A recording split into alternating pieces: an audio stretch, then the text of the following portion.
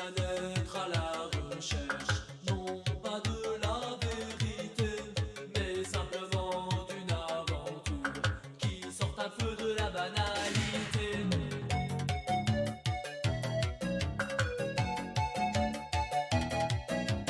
J'en ai assez de ce carcan qui m'enferme dans toutes ses règles. Il me dit de rester dans la norme, mais l'on finit par s'y ennuyer. Alors je cherche et je trouverai cette fille qui me manque tant. Alors je cherche et je trouverai cette fille qui me tente tant, qui me tente tant. Partenaire particulier, cherche partenaire particulière. Débloqué, pas trop timide, et une bonne dose de savoir-faire. Savoir-faire.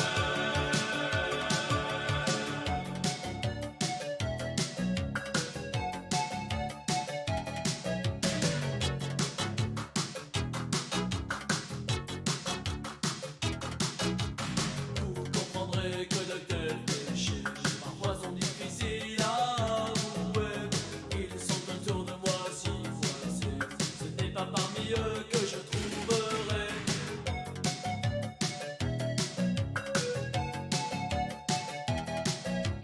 Je dois trouver de nouveaux horizons, mais je finis parfois par tourner en rond. Alors je cherche et je trouverai cette fille qui me manque tant. Alors je cherche et je trouverai cette fille qui me tente tant, qui me tente tant. Partenaire particulier, cherche partenaire particulière. Débloqué, pas trop timide, et une bonne dose de savoir-faire. Savoir-faire.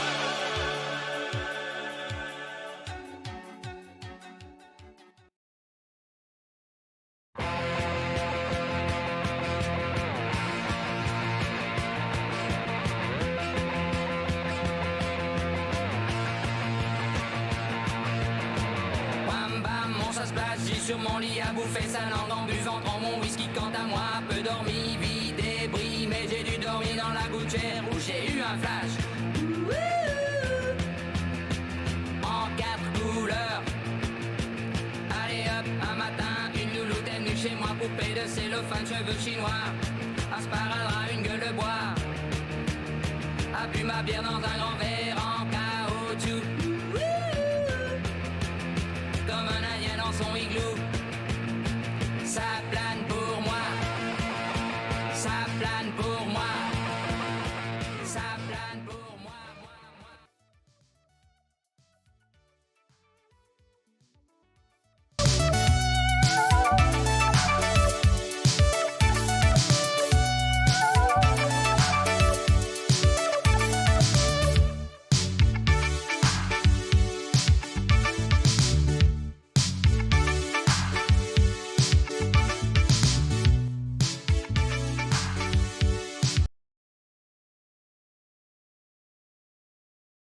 On est là, on n'est pas, on est là, on est là, on est là. Désolé du retard. On est à la bourre. Ah, Non, mais si on t'entend. est-ce qu'on t'entend, Daniel? Moi, je vais bien. Je fais des ombres chinoises avec mes doigts. Ok.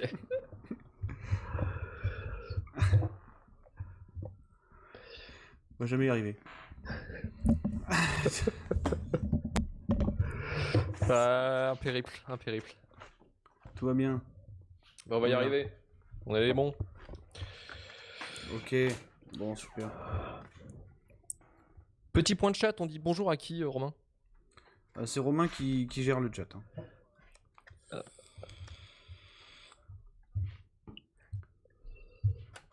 Attends, parce que Putain, les mecs. à chaque étape, une erreur. Qu'est-ce que c'est que ça? Ah, le livre de Patrick Balkany, intéressant. Merde, une autre vérité, la mienne. Ça parle de Balkany, mais en même temps, voilà. Romain, on est où là? Sur ta voix? On t'entend pas? Non, pas encore, mais il faut juste que je rebranche ça. Oh là là, oui, à faire sauter les plombs. Non, c'est pas branché comme ça, mais on est bien, vous en faites pas, je sais où il faut aller. Et là, normalement, on m'entend aussi, et ça fonctionne. Et normalement, tout le monde m'entend. Ok, est-ce que dans le chat, on m'entend maintenant? Dites-moi oui, faites-moi signe, s'il vous plaît. Envoyez les emojis. On n'entend que toi. Ok, est-ce que c'est bien mixé? Alors d'après Christelle, on nous entend, mais le son est dégueu. Mais le son est dégueu comment? On entend un moteur tourner au fond. Il suffit Christelle, qu'il y ait un sois plus moteur chez précis. quelqu'un. Un moteur? Ok, je suis trop fort. Le seul moteur que j'entends, c'est Marvin avec sa clope. Voilà. c'est tout. Alors, il y a On ça entend un à prendre en gros- compte. Alors sous le chat, on me dit qu'on entend un gros sèche-cheveux. Écoutez, on va pas pouvoir. C'est pas mon ordinateur, non. Non, c'est pas toi. Attends. Attends, il y a C'est un chez moyen Romain. très simple, c'est j'éteins mon micro. C'est chez Romain. Est-ce que là, il y a encore Non. c'est réglé? Là, on Ah, parle, putain. tout va bien? Ok, c'est bon. Mais attends, Ah ouais. Daniel, il a pas de micro. Il faut qu'il remette son micro. Et voilà, je suis revenu. Ok, Est-ce que est-ce que ça a bougé? il va nous dire là tout de suite? Est-ce que Je quelqu'un. crois pas que c'était toi. Non, c'est bon. Non, c'est bon. Bon, J'avais bah, a une priori, c'est bon. Deuxième piste audio qui captait que du bruit audio en fait sous ma piste. Mais, Ah, D'accord. ok. Bon, allez. Bah nickel. on entend plus. Bon, Et on entend. attends, qu'est-ce qui se passe? Non, merde. c'est bon. Non, c'est bon, ils m'entendent. 7 mois Je qu'on m'entends. n'était pas en live, c'est le bordel. Est-ce C'est que le c'est bordel. bon là C'est Hein c'est Parce ça. que là. Parce que là, la notre invité va frustration s'endormir. me guette, là. Là, il va Ouais, péter un ouais, plomb. bah, j'ai Il a fait- pété un Parfait, plomb, c'est Daniel. bon. Faut que Parfait. j'aille streamer, moi, après. Il lit son livre, il lit son livre. Il a un... il a un stream Allez. Pokémon à faire après. Bon, Allez, on y va. on est bon. Exactement. Allez, est-ce que tout le monde est ok? Tout le monde va bien? C'est la forme? On est tout chaud dans pour la le show chat, là? il y a du monde. Hein. Salut, un célèbre inconnu. Salut, Karagami Idriss, Jay. Écoute sa podcast. Ramen. Il y a grave. Vous êtes 39. Bienvenue hein. à Vous êtes tous. 39. Bienvenue. Bienvenue aux 39 qui sont là pour entendre bitcher sur la show. Vous avez choisi votre soirée, les enfants. Ah, clairement. Mm. Clairement. Eh bien, on va pouvoir lancer l'émission? Est-ce qu'on est On chaud? est parti. On est chaud. parti? On est parti. Salut Allez. sentir. Bienvenue à tous dans Shitlist, l'émission hors série de Retour vers le Turfu qui vous parle que du pire du cinéma. Pour ce nouveau numéro, on va se concentrer sur une troupe comique formée en 2005 sous l'impulsion de Michel Denisot pour l'émission Le Grand Journal sur Canal+, la bande à Fifi. Une troupe composée de Philippe Lachaud, Élodie Fontan, Tarek Boudali et Julien Arruti qui nous ont régalé avec 9 films sortis entre 2005 et cette année avec la sortie du film Super Héros Malgré lui. Pour cette occasion, nous n'allons pas parler des 3 meilleurs films de la troupe, enfin les 3 moins pires. Aujourd'hui, plongeons-nous dans la fosse sceptique de leur imaginaire avec au programme 30 jours max de Tarek Boudali, Alibi.com de Philippe Lachaud et Épouse-moi mon pote de Tarek Boudali. Je suis Luc Le Guenec et aujourd'hui pour ce premier volume, je suis accompagné de Marvin Montes du podcast Final Cut. Salut Marvin. Oui, bonjour. Romain Plante de la chaîne Twitch Roman Rider. Salut Romain. Salut, t'as bien dit premier volume là? Premier volume. Peut-être qu'un jour il y a une suite, on sait pas. On Ok. sait pas. Ok, d'accord, on part comme ça direct. Parce qu'il est parti pour continuer à faire des films. Donc, Malheureusement. ne le sait. Ouais, on a invité aujourd'hui Daniel Andrieff, journaliste chez Gamecube, Slate et animateur de 378 podcasts, notamment After Eight, MDR, Gadget Dash et Super Ciné Battle. Salut Daniel et bienvenue dans Shitlist. Merci pour cette présentation, parce que j'arrive pas à le faire aussi bien aussi vite. Merci. Merci à toi. Alors, je vais vous poser toujours cette question formidable. Comment s'est passée la préparation de l'épisode? Comment a été le visionnage au global de ces 3 films? Et on va commencer avec notre invité Daniel. Quel plaisir as-tu eu de retourner dans l'univers Lachaud? C'est compliqué. En fait, j'avais proposé un article à Slate sur la bande à Fifi pour leur expliquer que quand même, on a entre deux Gus, on a quand même 16 millions d'entrées en 6 films. Donc c'est pas donc 7 films. C'est vraiment c'est un phénomène comme on en a rarement vu. Et je me suis dit, il y a quand même quelque chose d'intéressant à faire là-dessus. En plus, moi, ça m'intéresse en tant qu'objet filmique. Si je puis m'exprimer ainsi, on va le voir, il y a des objets moins filmiques que d'autres. Mais ça m'intéresse aussi d'expliquer pourquoi. Donc, je suis vraiment intéressé à la notion formelle de cinéma qu'on peut voir là-dedans, et l'éthique, et les choses qui fonctionnent chez eux, parce qu'il y a des trucs qui fonctionnent, il y a des trucs qui fonctionnent beaucoup moins, il y a des trucs qui sont vraiment dégueulasses. Donc en fait, non, je me suis replongé avec plaisir. J'ai fini cet article ce matin et j'ai revu que 2 films en fait. J'ai revu Babysitting 2 en 4 fois Il m'a paru vraiment moins pire que le précédent, mais je pense que c'est parce que j'ai vu vraiment pire chez eux après. Et puis j'ai revu l'arc Nemesis, qui est quand même un des films les plus honteux du cosmos, à savoir Épouse-moi mon pote, qui synthétise un peu tout ce qui est tout ce que je déteste. Moi, je veux pas dire que c'est nul, hein, mais tout ce que je déteste. Et je n'aurai de mots assez sévères pour ce film. Et en même temps... Tu les auras. En même temps, il faut que je vous dise, je l'ai revu avec ma meuf parce que je me suis dit, peut-être que c'est moi. Peut-être que c'est moi qui ai un regard un peu difficile. Peut-être que c'est moi qui suis blasé, hein, tu sais. C'est mon métier aussi d'être difficile avec le cinéma.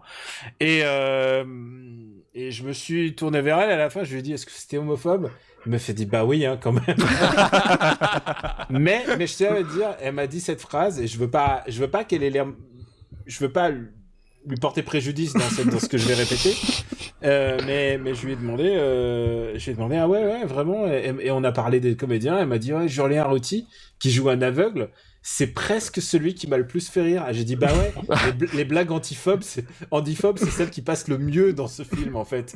Et c'est terrible à dire, quand t'arrives à la fin d'un film et que tu dis, putain, le mieux, c'était Julien Routy.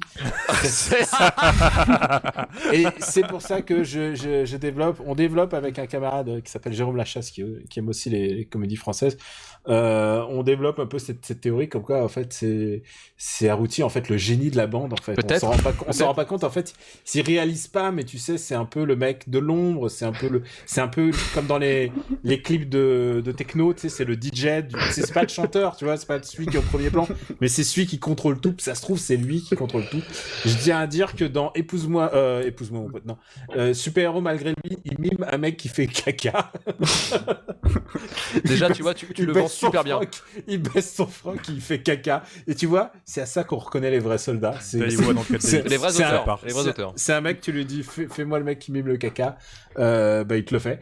Donc voilà, c'est pour ça que est-ce que j'étais de bonne humeur ? Oui, je suis toujours de bonne humeur, et en plus j'ai pris pas mal de témoignages aussi de concordants, parce que moi j'ai pas eu la chance de les rencontrer, mais j'ai mené mon enquête, quoi. Et donc c'était assez plaisant. Eh bien, écoutez, c'est encore un article, on en parlera un peu plus tard, peut-être vers la fin de l'émission. Je pense que c'est demain sur Slate, si tout va bien. J'ai eu des histoires parce qu'on m'a envoyé des mails en disant, mais pourquoi tu dis Pompéldar et fellation dans le même article, et c'est vrai, voilà, c'est des discussions compliquées, quoi. Mais c'est vrai que le problème de ces films, et on va le savoir, c'est quand même il est toujours question de Stouquette. C'est vraiment un truc qui est très très important dans leur humour. Et tu sais quoi, qui peut les blâmer, tu vois, c'est un peu les meilleures blagues qu'on puisse faire, c'est ça.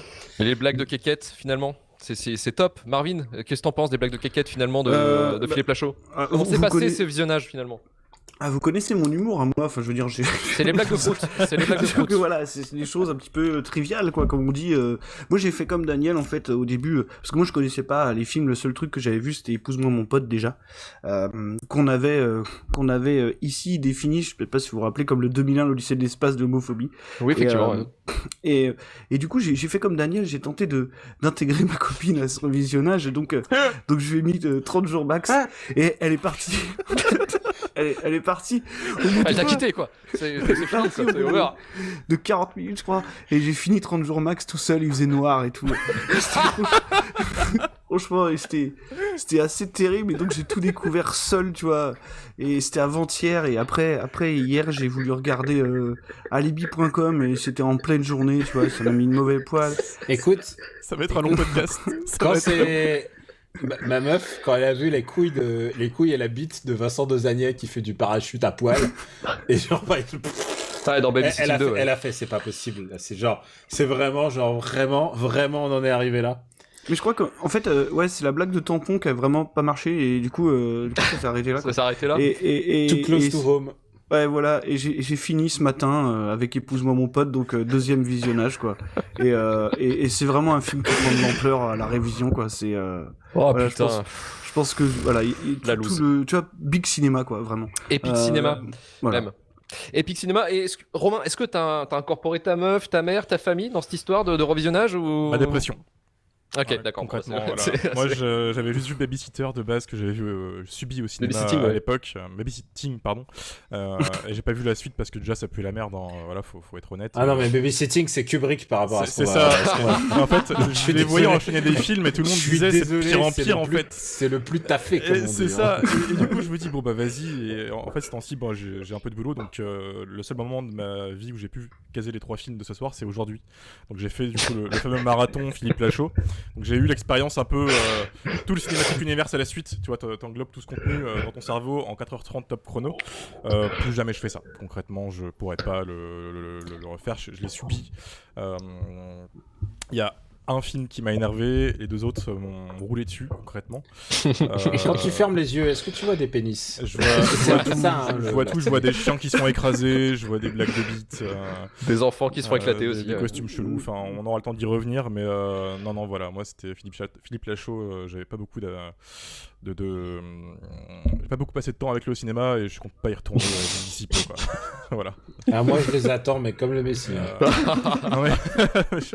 Et on va commencer directement peut-être avec, je dirais, le hot fuzz façon JDG de la Cinematic Universe, 30 jours max. 30 jours max, sorti en 2020, produit par M6 et Studio Canal à hauteur de 13 millions d'euros, tourné entre Paname et Las Vegas, réalisé par Tarek Boudali sur un scénario qu'il coécrit avec Pierre Dudant.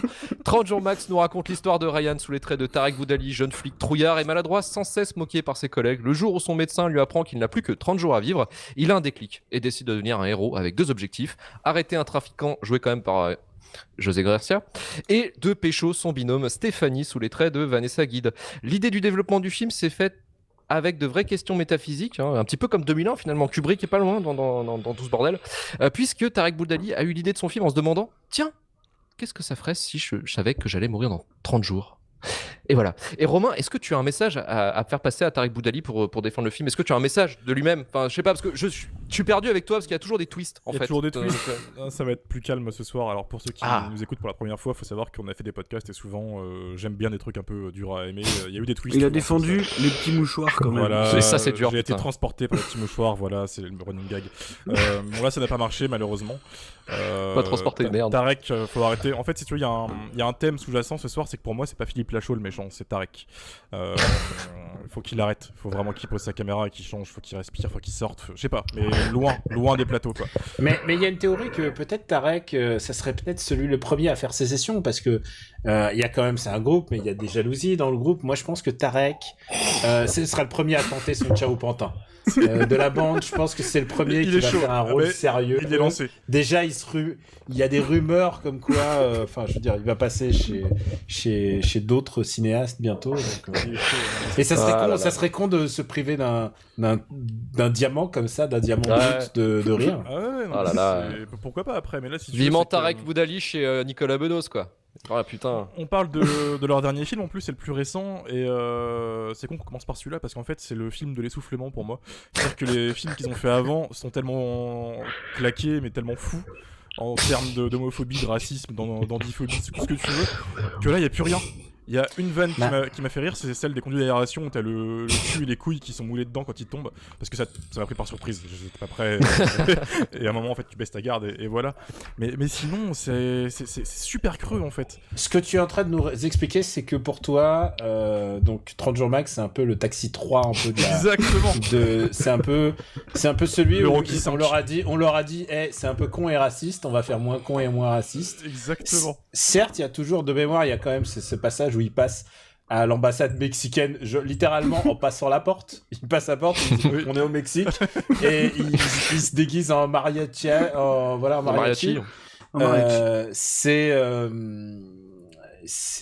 Il y a un peu de comédie musicale en plus dans cette scène. C'est ça qui est Alors, bien. moi j'ai rigolé, c'est quand tu as dit tourner entre la France et Las Vegas. Littéralement, il y a une scène qui tourne à Las Vegas. Ouais, je sais. Et elle a été tournée en 2 jours par iPhone. Ça se voit, elle est vraiment... dégueulasse. Elle est cracra et elle n'a aucune utilité narrative en fait. C'est genre, je vais m'éclater. C'est vraiment une parenthèse de 2 minutes dans le film. Je vais m'éclater, Las Vegas.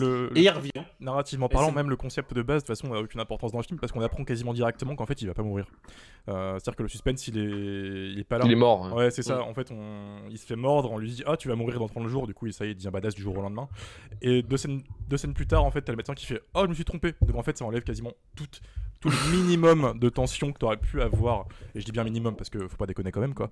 Mais tout le concept tombe à l'eau pour moi, en fait. T'as plus rien. Et après, ça rame, mais à l'envers. Tu vois.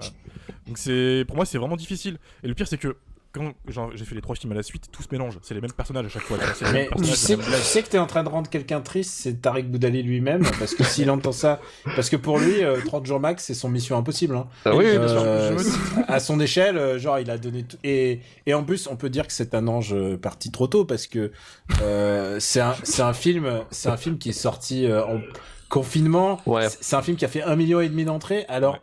Que s'il était sorti en full voilure cinéma, il faisait 4 millions. Enfin, je veux dire, c'est un peu un succès qu'on a interdit à Tariq Boudali. Je pense que c'est une conspiration. C'est peut-être le Tenet de Tariq en fait, quoi. C'est ça. Non mais je sais pas, il m'a roulé dessus celui-là, mais je l'ai déjà oublié en fait. Je rame à me souvenir de quoi le film en fait. Voilà, à part José Garcia qui est en roue libre tout le long du film, avec sa beubare. Il joue un grec ou un turc? Il sait pas non lui-même plus. ne sait pas. En tout cas, il a un kebab, donc on sait pas quoi. C'est toujours le problème. Ah, mais c'est un kebab d'être humain, non? Ouais, c'est ça. Oui, ouais, je crois. Un truc comme ça. Excusez-moi, ça fait longtemps quand même. C'est ça. Et, bon bah voilà. Pardonne. On nous avait teasé quelques trucs un peu nanars à l'époque, je me souviens, il y avait un caméo de McFly et Carlito, et en fait ils sont là de dos, dans le flou de l'image, voilà, quelle déception, on aurait pu avoir vraiment une belle merde, mais en fait on a juste une merde. Alors, c'est là qu'il y a le caméo de Hugo Lloris par contre. Oui, oui. Attends. Si, je crois. Non. Si, t'as raison. Si, ouais, c'est ça. Hugo Lloris, effectivement, qu'on voit sur une scène de cul à moitié. C'est ça. Bien sympa. Justement, je rebondis, Romain, tu disais sur McFly et Carlito. C'est un peu l'anecdote TikTok du film, hein, finalement. Le truc un peu inattendu de la production du film, c'est qu'effectivement, en fait, ils sont dans le film parce qu'ils avaient gagné, je crois, une espèce de concours de blagues de merde sur la chaîne de McFly et Carlito, en fait. Donc voilà, bref, un truc tout pourri quoi. Et effectivement, on parle un peu Mission Impossible en fait pour préparer son film. En fait, il a fait beaucoup de ses cascades, Tariq Boudali. En fait, il a voulu se la faire Tom Cruise sur la production du film. C'est-à-dire qu'en gros, il a dit moi les cascades c'est bon les gars, je gère, je vais le faire moi-même. Du coup, c'est le Police Story de Tariq Boudali quoi. Ouais, on va arrêter de faire des parallèles avec le film, parce qu'au bout d'un moment, ça va être long. C'est bon, on va arrêter cette blague. On a fait, il est 15 minutes d'enregistrement, on est déjà... Ouais, mais je sais bien. On est déjà beaucoup.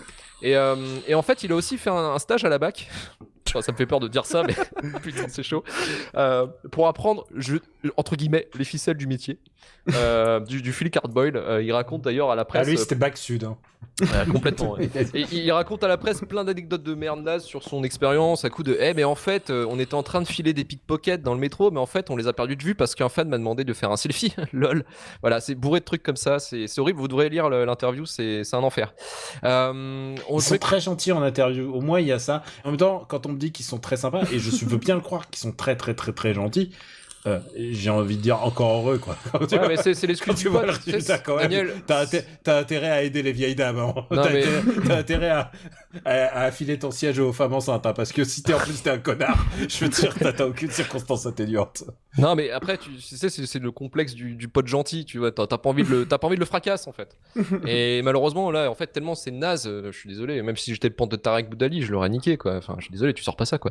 Marvin, avant je pense que leurs potes, leurs poteaux ou leurs frérots ou leurs poteaux frérots, on sait plus. Ils sont ok, ils sont ouais, c'est trop bien. Ouais, bien mais honnêtement, on n'a pas dit et ça c'est juste pour résumer tous les films, c'est des amoncellements de gags. Et il y en a des nazes, il y en a des très nazes, il y en a parfois des biens, mais au bout d'un moment, il y en a un ou deux qui va te faire au moins faire pfff, ou souffler du nez, ouais. Souffler du nez ou quelque chose comme ça. Et donc forcément, à un moment ou à un autre, tu vas être... C'est comme si tu boxes et que tu te fais attaquer, et à un moment, tu vas baisser la garde et paf, tu vas t'en prendre un. Bah, c'est un peu ça, le cinéma de... C'est un mitraillette. Marvin, qu'est-ce qu'on a pensé, justement, de 30 jours max? Écoute, je vais commencer par désigner peut-être ce qui me dérange le moins, ou ce que j'ai trouvé le plus convaincant dans le film, c'est que pendant les 5 premières minutes, j'ai eu l'impression qu'il y avait, attention, faut prendre vraiment ce que je vais dire avec des pincettes, voilà, il y avait un petit effort de production value, tu vois, genre, non mais, tu sais, genre, il se marre déjà, mais il y avait des plans de grue, tu vois, c'était filmé pseudo en scope et tout, tu sais, au début, t'as l'impression qu'il essaie de faire illusion. Le port, par exemple, la scène du port. Exactement. Voilà, on aurait, un faux Michael Mann. On dirait, ouais, ou Olivier Marchal, enfin, c'est comme tu veux, mais tu vois, il y avait un côté un peu genre polar et tout. Bon, voilà, c'était juste histoire de pas commencer à être dans le négatif absolu tout de suite. Merci Marvin. Moi, par rapport à ce que vous avez dit, ce que je vais rajouter, c'est qu'il y a un petit truc aussi qui est récurrent dans cette filmographie, c'est le casting, tu sais, de stars un peu improbables qu'on a, tu sais, de vieilles stars de la comédie, quoi. Là, c'est Marianne Chazelle, hein, je crois, oui. Parce que c'est pareil, les films se mélangent dans ma tête, je suis vraiment désolé. Donc qui est là, qui joue la mamie de Tarek, hein, du coup. Et il y a aussi Chantal là-dessous, c'est ça? C'est dans celui-là? Elle est dans tout, tu me diras, non, mais là-dedans, elle a un... C'est celle dont on voit pas les niches. C'est le film dans lequel on voit pas ses nichons. Est-ce que c'est elle ça. qui joue la prostituée dans un camion? Si, c'est ça. C'est ouais, ça. voilà. Oui, c'est ça. Et donc, du coup, ça me ramène aussi une des grandes thématiques du cinéma de la bande à Fifi, c'est la sexualité des femmes âgées. C'est quand même un truc... Non, mais c'est vrai que c'est un truc qu'on retrouve assez régulièrement. Tu sais, genre, je vais y revenir en détail après. on rit beaucoup de la sexualité des femmes âgées. Tu vois, le fait qu'elles aient une sexualité, finalement, c'est un truc drôle. Bah, tu vois, ça illustre un peu le genre de vanne qu'on retrouvera après autour des homos, autour de tout ça, quoi. Tu vois, c'est toujours des trucs, des obsessions, des choses, peut-être. Des obsessions bizarres. Et en fait, moi, ça me fait surtout poser une question, tu vois, au niveau de ces blagues récurrentes. Et je pense que c'est la vraie question centrale. C'est, tu vois, par exemple, Philippe Lachaud dans 30 jours max, t'as l'impression que c'est genre le machisme ordinaire et du coup, moi je me dis c'est quand même du second degré, tu vois, je veux dire, c'est tellement exagéré de le voir faire des blagues sur les tampons et tout, tu vois ce que je veux dire, quoi. Et en même temps, il y a que ça, tu vois. Ouais. En même temps, il y a que ces blagues-là. Donc en fait, la question que j'aurais tendance à me poser, c'est est-ce qu'ils sont vraiment obsédés par ça ou est-ce qu'on a quelque part une espèce de critique? Alors je vais beaucoup trop loin. mais tu vois ce que je veux dire? Enfin, j'ai du mal à prendre ça complètement au premier degré, mais en même temps, je me dis c'est jamais contrebalancé, donc c'est un peu compliqué, quoi. Et sinon, quand même, c'est un film où j'ai eu vraiment des phases de malaise non simulées, quoi. C'est-à-dire des moments où je savais pas où me mettre, même si j'ai fini de le regarder seul, tu sais, j'étais sur mon canapé et des fois j'avais envie de me cacher les yeux, quoi. Genre quand il y avait le personnage de Rim Kérissi, c'est ça? C'est comme ça qu'elle s'appelle. Qui est dans la bande à Fifi, qui elle, on va dire, c'est la frange, entre les deux. C'est la frange intello de la bande. Et d'ailleurs c'est ce qu'on voit dans le film. C'est vraiment la frange intello. Bah, c'est la frange critique de la société, tu vois un petit peu du film, quoi. Ouais, complètement, mais elle m'était vraiment mal à l'aise dès qu'elle parlait, enfin la pauvre, quoi, je veux dire. C'est ce que j'appelle le cinéma col roulé, c'est-à-dire celui où t'as envie de te Moi, c'est ça. J'ai inventé ce terme le jour où j'ai vu les petits mouchoirs, j'ai fait c'est pas possible. Et j'ai mis le col roulé pour éviter ça, pour vous. C'est genre quand ça devient trop dur, trop gênant. Voilà, il faut se protéger. Et il y a aussi la fameuse scène justement de la bamba, l'interprétation de la bamba. Et j'ai vraiment eu le malaise au moment où justement on a le retour à la réalité. Qui est violent. Où tu te rends compte que Julien Arrouti, qui est potentiellement homosexuel, du coup, vu les yeux avec lesquels il regarde son collègue, en fait il a juste envie de le sodomiser à la fin de quand il reprend ses esprits, quoi. C'est terrible, quoi. Et ce qui est aussi rigolo, c'est que, alors c'est vrai qu'on a toujours ce petit Roland d'homophobie qui sont un peu moins présents dans celui-là, mais bon, on venait en sortant d'Épouse-moi mon pote, tout peut sembler mineur, tu vois. Mais et parfois on vire dans d'autres types de phobies, quoi, tu vois, genre un homme avec des seins, c'est hilarant. Voilà, c'est vraiment le genre de truc qu'on peut voir. Ils ont un truc. Et alors, je peux pas révéler je connais des secrets industriels autour de la production de ces films. Et je sais qu'il y en a un. Je peux pas dire lequel, je peux pas dire quoi, mais genre les premières passes, il y avait des histoires de trans avec des bites dans des bocaux, tu vois, c'est genre et je crois que ça veut dire qu'il y a quelqu'un qui leur dit non, ça arrête ça. Et je pense que ce mec là ou cette personne en tout cas mérite une médaille. Ça va être un des producteurs, soit chez M6, soit chez Canal+. Il y a des chances parce que du coup, je me dis, on n'était pas loin de virer à la transphobie à certains moments mais c'est toujours sur cette ligne rouge. Et parfois, elle est passée. Alors, tu sais, je pense que Audrey Dana a fait un peu pire parce que, en plus, Audrey Dana, il essaye d'être bienveillant et tout ça. Alors que là, il n'y a pas... Ça essaye d'avoir une espèce de... Décomplexé, un humour décomplexé du sens sociaux. D'espèce de... sais pas. Honnêtement, je veux pas en parler plus parce que je me garde pour le bouquet final que je vous proposerai tout à l'heure. Par rapport à ce que tu disais, on y reviendra plus tard, mais je sais que quand Épouse-moi mon pote est sorti, Tarek Boudali a parlé d'un grand film de vivre ensemble. Voilà, par exemple.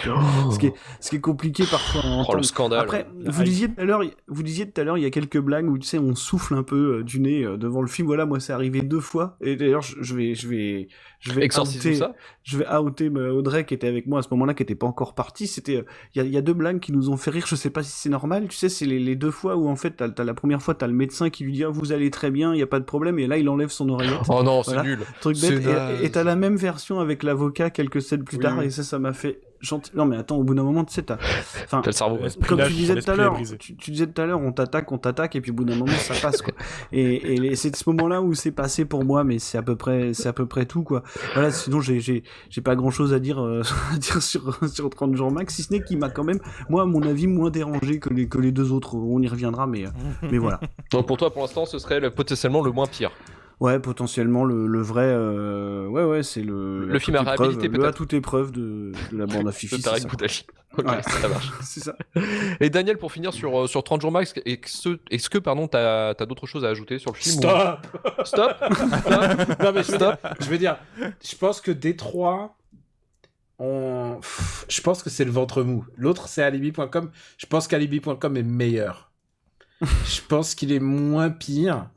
Et on parle quand même encore d'un film avec... Ne dévoile pas toutes tes cartes, on y arrive. Non, mais Alibi.com, je vais vous laisser. Alibi.com, tu sais quoi, comme ça fait plus longtemps que je l'ai vu, je vais être le spectateur de tout ça. Je vais revivre ça, mais tu sais, je pense que ce sera comme le Vietnam dans ma tête, tu vois. C'est genre, ce sera comme une guerre que je vais vivre à l'intérieur. PTSD. Ouais, non, mais 30 jours max, il y a... Le truc surprenant, c'est que c'est moins pire que le précédent, quoi. C'est bien. Ouais, non, mais au moins, et tu sais quoi, et ça veut dire qu'il va vers le haut. Et j'ai lu des interviews comme quoi il était vraiment fâché de l'accueil de la presse et tout, parce que tu vois, lui, il serait capable de faire de tout ce cinéma intello de 4 personnes autour d'une table qui parlent, mais il le fait pas, hein, parce que c'est trop simple. Bah, je suis pas si certain, en fait. Je pense que bien faire les trucs, ça implique de bien travailler, et je crois que vraiment le script, quand tu vois les failles dans le script de base, que des vannes ne peuvent pas combler, bah tu vois quoi, n'est pas Alain Chabat qui veut quoi. Non, c'est vrai que c'est extrêmement bancal dans leur écriture. En fait, pour moi, ils ont continué la même méthode de production comme ils faisaient en fait à Canal+ avec la bande à Fifi. C'est-à-dire qu'en fait, ils vont essayer de créer une espèce de high concept, et ça, ils le font toujours, un high concept. Sauf qu'ils vont faire des gags. Ils vont pas faire une histoire en fait. Ils vont faire un enchaînement de gags. Et donc, il y a pas de thème, il y a pas de profondeur en fait. C'est juste du gag visuel ou truc de punchline de merde. Et en fait, finalement, t'as ça pendant 1h30, mais tu t'emmerdes. Tu te fais chier parce que c'est même pas drôle en fait. Le problème, c'est que tu regardes des enchaînements de gags visuels. Ils se prennent pour Buster Keaton à moitié, tu vois. Mais sauf que, en fait, non, ça marche pas. Tout est trop long en fait. En plus, on voit souvent les vannes, elles sont étirées en longueur. La chute, elle devrait arriver 10 secondes avant. Et en fait, non, t'es encore en train d'attendre 10 secondes comme un con. Par contre, ça, je trouve pas. Je trouve qu'au contraire. Ah non, le tempo comique, il est horrible. Je trouve que chez Philippe Lachaud, il y a beaucoup plus de. Alors, j'ai envie de me couper la langue quand je vais dire ça, mais c'est mieux fini. C'est-à-dire, il y a une meilleure maîtrise du montage. Je suis d'accord. Les plans, ils sont un peu plus cut. Ils coupent aux meilleurs endroits, et je pense que Alibi.com est meilleur pour ça. C'est-à-dire, on va en parler, mais je pense que objectivement, genre, c'est un moins pire film, quoi. Avant de passer sur Alibi.com, est-ce qu'on a des news du chat par rapport à 30 jours max? Est-ce que on a quelques y a avis des choses à dire qui circulent. Écoute ça podcast qui nous dit l'empreinte du cul et des boules dans le conduit d'aération dans 30 jours max. Je m'en suis pas encore remis. Ah putain. Et je crois que je devais regarder mon téléphone à ce moment-là parce que j'en ai même pas de souvenir. Ruza Calamar qui dit celui de trop, tout simplement. Ça c'est efficace. C'est pas mal. Ouais, mais là, un célèbre inconnu qui dit c'est merveilleux de vous écouter sans avoir vu les films. Du coup tu te dis c'est quoi dans l'aération? On a quoi Alors, est-ce que je peux teaser, dans Alibi.com, il y a quand même des couilles déchirées par un chat. Oui, mais C'est ça, vrai. on verra ça après. un Calme-toi, autre, Daniel, ça va arriver. il est chaud là. Il est chaud, On y il est va chaud. là. Faut qu'on y aille. Alibi.com, sorti en 2017, production TF1 et Canal+, avec un budget de 8 millions d'euros, réalisé par Philippe Lachaud, qui coécrit le scénario avec Julien Arruti, qui est un autre, qu'on en parlait, peut-être l'homme de l'ombre finalement de la bande à Fifi. Alibi.com est un site web qui crée tout type d'alibi, fondé par Greg sous les traits de Philippe Lachaud, avec Augustin, son associé, et Mehdi, son nouvel employé. Ils élaborent des stratagèmes et mises en scène imparables pour couvrir leurs clients. Mais à la rencontre de Flo, une jolie blonde qui déteste les hommes qui mentent, la vie de Greg va être compliquée et il commence à lui cacher sa vraie nature de son activité. Lors de sa présentation aux parents, Greg comprend que Gérard, le père de Flo, est aussi malheureusement un de leurs clients. Une comédie où on retrouve toute la bande à Fifi, ainsi que Nathalie Baye, Didier Bourdon et tout un tas de caméos allant de Norman à Joey Starr. Et Marvin, pourquoi ce film est dans notre shitlist ce soir? C'est bizarre comme question. Disons que le concept de base est légèrement prometteur. Le high concept de base. C'est-à-dire que c'est probablement un film qui tient un peu sur un pitch, quoi. Tu vois. C'est-à-dire que l'idée originelle est pas déconnante. Voilà. On sait même que ça existe quasiment, ce genre de société. J'ai vu qu'il y avait eu des inspirations réelles. Voilà. Il y avait même une société d'adultère qui s'était fait hacker, d'ailleurs, au Canada. Et dont tous les données avaient été reversées sur le net, et pas mal de divorces, du coup on suit de ce genre de conneries, quoi. Bah, c'est marrant. C'est ça, ouais. Ça commence avec Norman qui se réveille à côté d'une femme plus vieille que lui. Disons que déjà c'est du cinéma. Ça c'est de la fiction. Ça c'est vraiment... Et non, mais... on sait pas s'il a glissé dans ses DM ou pas. Hein, écoute, on verra, je vous dirai. Mais non, ouais, donc la première séquence, tu vois, avec les différents alibis où tu commences déjà à voir les petits caméos avec un Joey Starr homosexuel, évidemment. Il est soit homo, dans les films, il faut savoir que Joey Starr est soit homo, soit policier. C'est ça. C'est vrai. C'est le non, mais si tu regardes, les gorilles, police, soit l'amour dure 3 ans, il est gay. Dans celui-là, il est gay. Genre, c'est vraiment, il a que 2 rôles dans le cinéma. Il y en a eu un où il sortait à Virginie Ledoyen, où il était électricien. Oui, c'était... je sais plus comment ça s'appelait. Le truc d'Emmanuel Mouret, tout naze. Ouais, j'ai vu ce truc. Et donc voilà, bon, t'as cette première séquence qui est assez rigolote, parce qu'on te présente assez correctement le high concept et tout. Voilà, j'essaye encore, tu vois, de diluer le truc, quoi. Et en fait, le problème, c'est que ça bascule très vite. C'est-à-dire que ça se casse tout de suite la gueule pour devenir une espèce de rom-com un peu bancal, quoi. Au moment où il rencontre Élodie Fontan, et puis après tu vas faire des allers-retours entre ce couple-là, le couple entre Didier Bourdon et Nathalie Baye, qui est assez improbable, hein. Il faut quand même le rappeler. Voilà, Didier Bourdon, c'est un peu la 3e star, de leur carrière après. C'était qui dans Babysitting? T'avais Gérard Jugnot et Jugnot, je crois. Et Clavier dans le 2. Ouais, Clavier dans le 2 et Gérard Jugnot. Donc t'as Didier Bourdon qui reprend un peu le rôle du patron, tu vois. Après voilà, mais en fait moi ce qui m'embête beaucoup surtout c'est que pour moi c'est une sorte de moteur comique qui tourne vachement en boucle, quoi. C'est vraiment l'humour qui me touche pas. Tu vois, déjà tous ces trucs hyper référencés là qu'on a en permanence là. T'as vraiment des références calées aux chausse-pieds, les sabres laser, Assassin's Creed, le Van Damme avec boxing. Ouais, c'est Bloodsport, pardon, ouais. Oui, Bloodsport, attention. Qui est le meilleur film de tous les temps pour lui. En fait, le mec, c'est un podcasteur quasiment. C'est le mec qui te cite Bloodsport comme le meilleur film de tous les temps. En fait, c'est ça, quoi. Tu vois. Et bon, bah voilà, c'est ce genre de blague un peu, ouais, je sais pas trop. En fait, le problème que j'ai, c'est que j'arrive pas à savoir à qui ça s'adresse, tu sais, vraiment. Mais je pense que c'est le même gars de la génération de Lachaud, hein. En fait, je me demande surtout si ces films-là... Tu vis trop à Paris, en fait. Va voir les cinémas en province et tu verras. Mais moi, mais moi, j'habite en province, Daniel. Mais moi aussi, Daniel. Je sais, je suis le seul parisien. mais ceci dit, le dernier, je l'ai vu pas à Paris. Hein. Je suis allé le voir à l'Alpe d'Huez, les gars. Ah oui, c'est vrai. Du coup, tout le monde se marre, j'imagine. Non, l'Alpe d'Huez, c'est plutôt des yeux. C'est plutôt des yeux et genre, si tu leur passes Pattaya, ils vont faire des arrêts cardiaques. Ce qui est arrivé, il y a une rumeur urbaine que il y a un mec qui a vu l'histoire le caca qui se chie verticalement dans Pattaya, enfin horizontalement, et que les petits vieux ils partaient tous ces après. Je me rappelle de cette scène, j'ai vu ça aussi, putain. Ouais. Et les films qui marchent là. Kev Adams avec Gérard Depardieu qui lui apprend la boxe dans un EHPAD, ça par contre gros carton, ça les gens ils aiment bien. Et du coup, t'as toujours les archétypes, tu sais, classiques, voilà, toutes ces histoires d'adultère, tu sais, un peu vaudevillesque, quoi. Enfin, je veux dire, j'utilise des mots probablement qui sont pas adaptés à ce genre de, truc, quoi. Mais voilà, au niveau, sur le petit point blague dérangeante, j'en ai pas relevé tant que ça, finalement, même si la sexualité des vieilles personnes revient au centre de l'équation sur la fin. Voilà, il y a cette fameuse scène dans la chambre d'hôtel, je vous la décrirai pas entièrement parce que si jamais vous avez pas découvert le film, je vous laisserai quand même y aller. Ça serait dommage que vous passiez à côté, quoi. Après le truc, je sais pas si ça vaut le coup de le préciser, mais c'est que dans l'exécution, c'est quand même pas flamboyant, quoi. En général, c'est pour le coup, tu sais, je disais que 30 jours max avait fait un espèce d'effort sur la production value. C'était pas du tout le cas dans Alibi.com, hein, qui est vraiment un espèce de téléfilm plus, quoi. C'est, je trouve que c'est assez compliqué. Qu'est-ce que tu veux faire avec 8 millions en même temps? Mais oui, je sais bien aussi, mais quand je vois ce que ces trucs dégagent, tu vois, et le potentiel commercial qu'ils ont quand même. Mais après voilà, en plus j'ai vu une interview aujourd'hui de Philippe Lachaud qui dit que je sais pas si vous l'avez vu ce truc-là, c'est sorti aujourd'hui, où il disait qu'ils vraiment ils mettaient tout leur cœur, ils travaillaient au maximum. Que leur plus grande peur c'est de faire un bide et que leur film c'était un bol d'air frais pour tous les Français. Et c'était ça aussi mon interrogation, c'était est-ce que vraiment finalement ils sont complètement fiers de ce qu'ils font? Je veux dire, est-ce qu'ils sont tu sais à 100% ils sont sincères dans leur démarche, ils sont absolument sincères dans leur démarche. Clairement. Bah ouais, écoute... C'est pour ça qu'on se retrouve des fois, nous, avec des MP de Philippe Lachaud, tu vois. Je pense que c'est quelqu'un qui doit regarder beaucoup ce qu'il fait. Enfin, il aime ce qu'il fait et il doit regarder beaucoup ce que pensent les autres aussi. Ouais, moi, je me contente de regarder l'œuvre et de regarder dans sa globalité un peu. Et je pense que... Le monde brûlé. Je pense que juste alibi.com, tu vois, si l'autre... on avait dit 30 jours max, c'est un peu le mission impossible.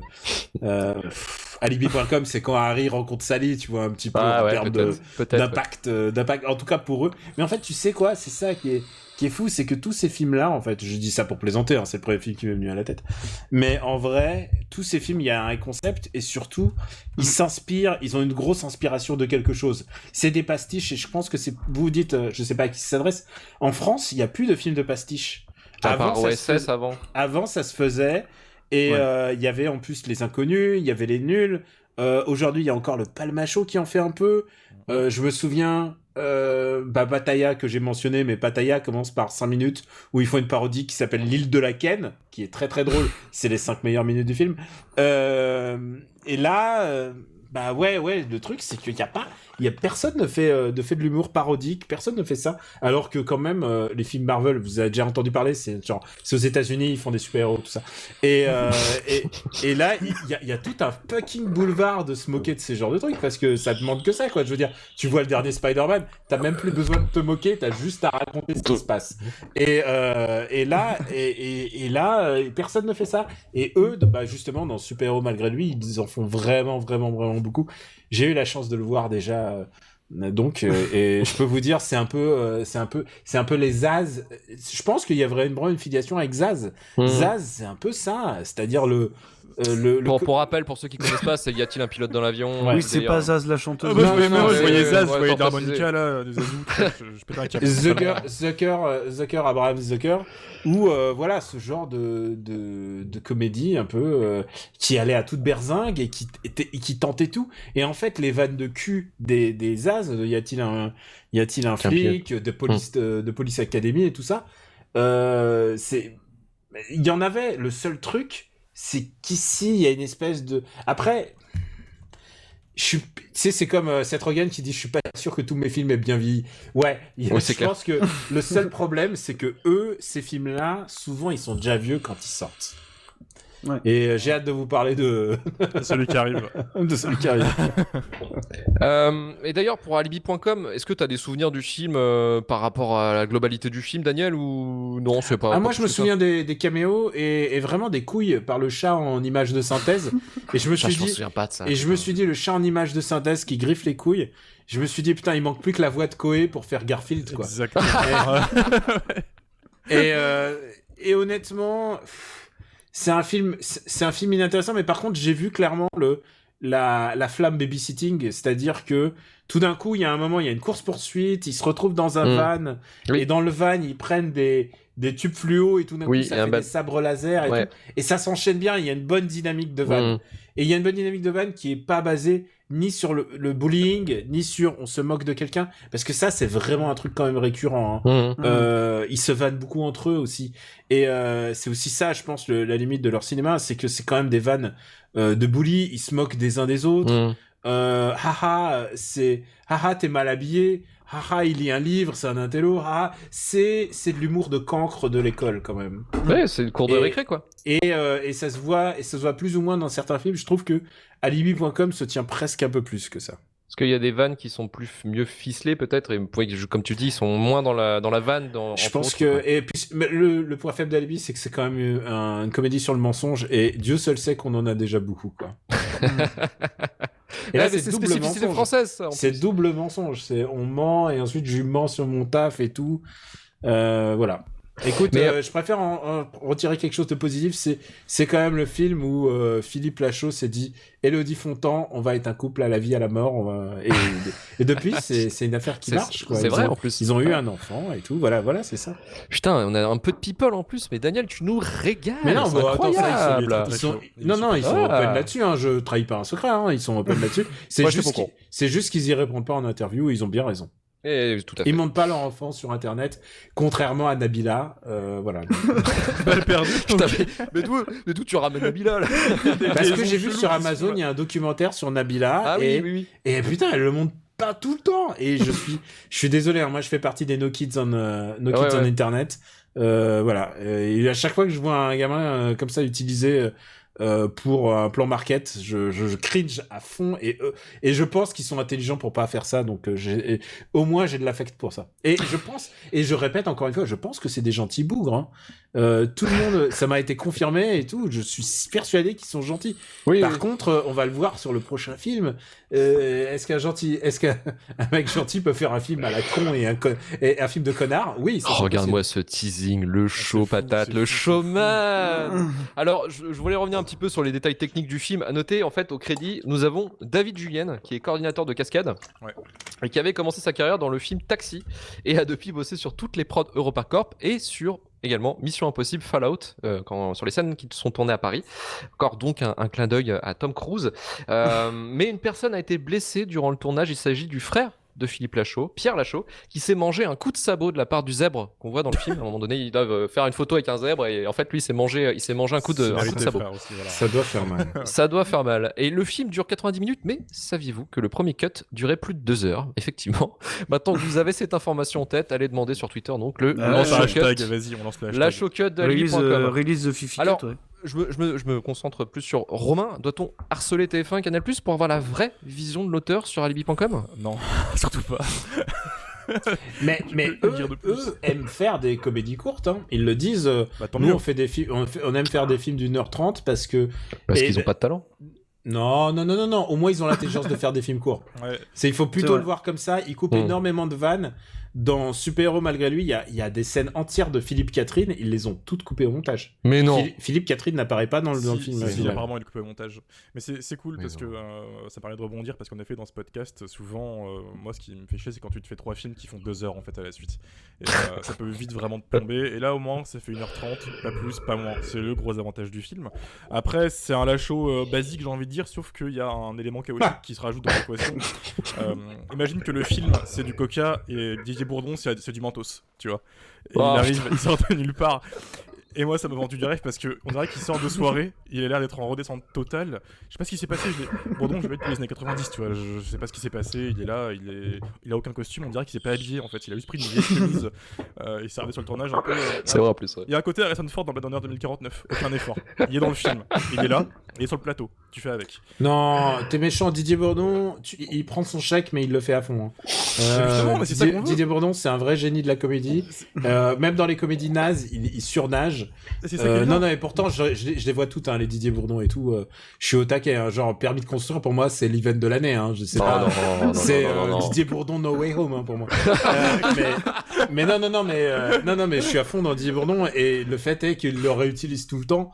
Moi, pour ma plus grosse déception, c'était quand dans Nicky Larson, il apparaît que 5 minutes, et que le film entier est basé sur le fait que le mec tombe amoureux à cause d'un filtre d'amour de Didier Bourdon. Ouais, on avait parlé. Ouais. Et il veut il fait tout pour ne plus l'être. Qui n'a pas envie d'être amoureux de Didier Bourdon? Mais nique ce film. Ouais, moi je suis chaud parce que pour moi il propulse un peu le film avec cet air un peu hébété dans le regard et ce regard perdu à moitié. Ça rajoute un petit truc que t'as pas dans les autres films, mais à part ça en fait je me suis vraiment fait chier quoi. C'est quand même moins nul je trouve que celui d'avant. 30 jours max c'est quand même le néant, mais là t'as quand même un peu plus de, j'allais dire subtilité. C'est horrible de parler de subtilité en parlant de ce film, mais j'ai pas d'autre mot qui me vient. Il y a un meilleur savoir-faire en termes de réalisation chez Lachaud que chez Tarek, clairement. C'est un grand mot. Je pèse, voilà. Pèse bien tes mots. Je fais très gaffe, mais je rame. Peser après, on va parler de peser plus tard. Je rame vraiment là. Mais c'est tous les arguments qu'on a dit en fait pour Alibi, pour 30 jours max peuvent être transposés ici en fait quoi.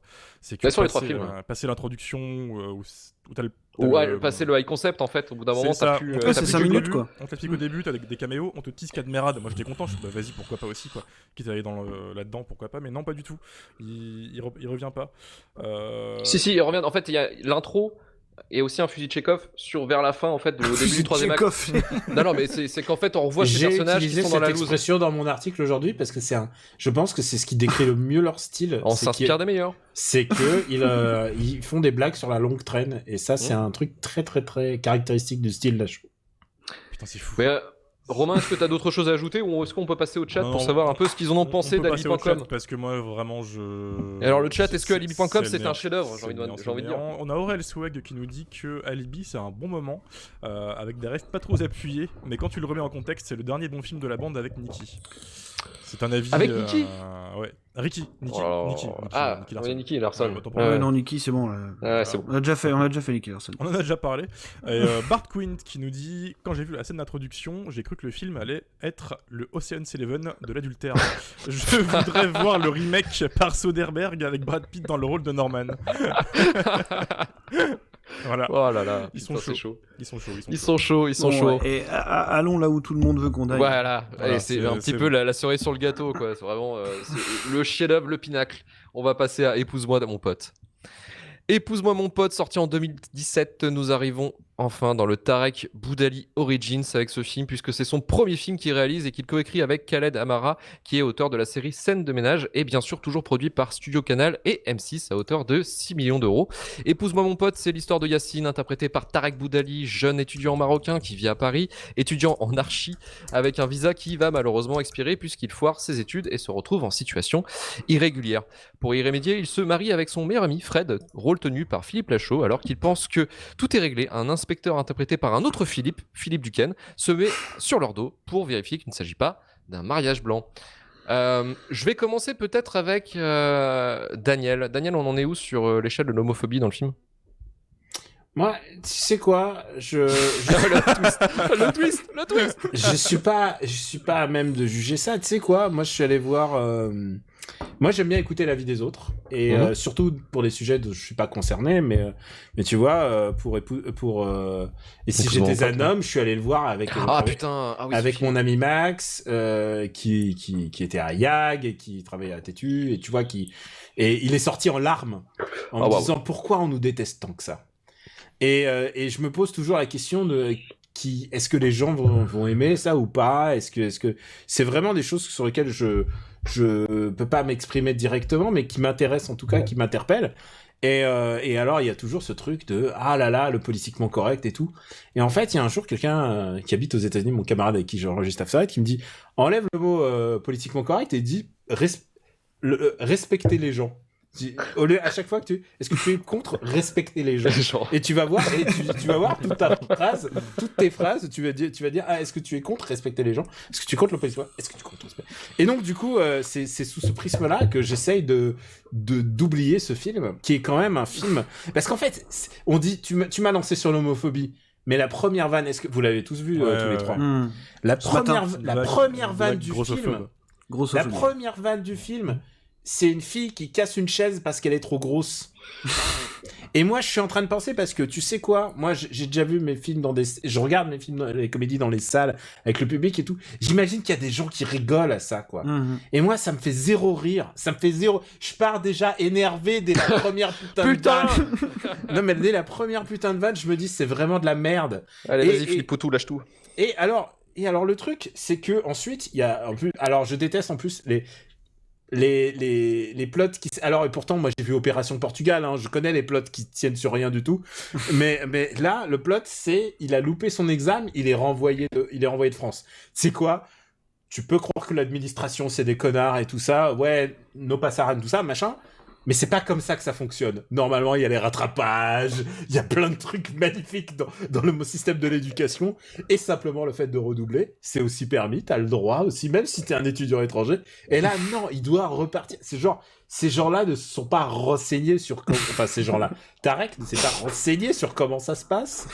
Et déjà, ça m'énerve. Déjà, je suis énervé avant même que ça rentre dans l'homophobie. Et ensuite, il y a un truc qui tient pas du tout. Troisième truc qui tient pas, mais je peux faire point par point. Ce qui tient pas, vas-y. C'est que il demande à son poteau, à son frérot ou son poteau, on sait plus jamais. C'est joué par Philippe Lachaud. Il lui dit épouse-moi mon pote. Le mec, ils sont voisins de palier en 6 mois. Ils ont joué à la PlayStation quelques fois ensemble. Moi, tu sais quoi, genre. C'est pas la plus grande amitié, j'y crois pas à cette amitié là, en 3 plans, 6 shots et tout ça machin. J'y crois pas, et donc du coup je ne crois pas à ce film tel qu'il est en train de se présenter. Et là ensuite arrive le défilé des clichés. Et là il se marie, donc déjà plot twist, donc il se marie dès le début. Et tu vas voir le niveau d'écriture. Et il dit, il est trop gêné parce qu'on l'a pas briefé visiblement sur ce qu'est un homosexuel, que c'est des gens normaux et qu'ils ont le droit de s'exprimer normalement. Et genre, Philippe Lachaud, en plus, j'imagine que n'a aucune marge d'improvisation avec un réalisateur comme Tarek Boudali qui doit être précis et millimétré. Enfin, la comédie, c'est quand même une science. Encore Michael Mann. Et c'est le Michael Mann de la comédie. Et donc, Philippe Lachaud, il est devant le maire et le maire, il dit, vous pouvez et vous pouvez embrasser la mariée. Et là, il dit... vous pouvez l'embrasser, et là il est tout gêné, et ensuite il dit vous pouvez sabrer du champagne, et là Philippe Lachaud dit on va surtout sabrer la bite.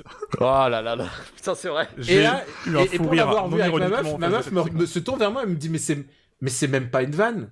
Mais non, mais c'est nul. Random. C'est pour ça qu'elle fonctionne. Mais qui dit ça? Qui dit ça? Ces gens n'existent pas. Daniel, et ces gens. Est-ce que tu es allé déjà en Bretagne dans une salle des fêtes? Bah, calmez-vous. Tu connais Angers? Non, mais tu vois, moi j'ai vécu en Normandie. Non, mais vous me la faites pas. Genre, je suis parisien, j'habite dans le Marais, tout ça. Non, mais vous la verrez pas. Hein. Moi, je sais très bien comment c'est au foyer rural en Haute-Normandie. Moi, je faisais stuff.